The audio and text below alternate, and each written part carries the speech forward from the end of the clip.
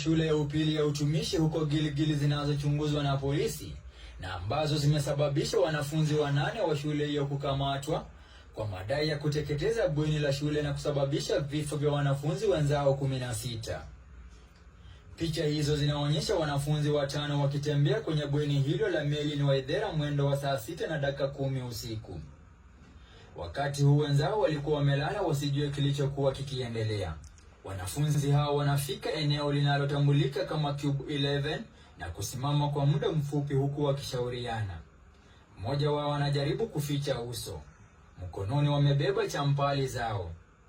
Dakika moja baadaye wanafunzi hao wananaswa kwenye video wakikimbia kuelekea upande wa kutoka nje ya bweni hilo, lakini kuna wanafunzi 2 ambao wanasalia nyuma wakiwa wamebeba kiberiti na mkoba mkononi.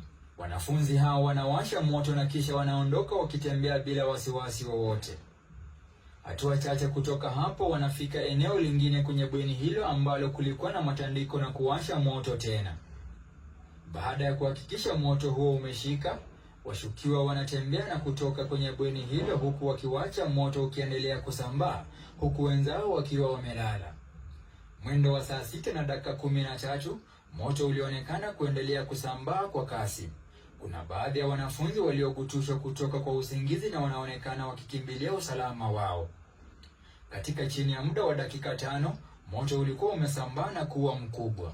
Wanafunzi wanajaribu kujiokoa na kutoroka kutoka kwa bweni huku moto ukiendelea kusambaa na kuwafikia baadhi ya wanafunzi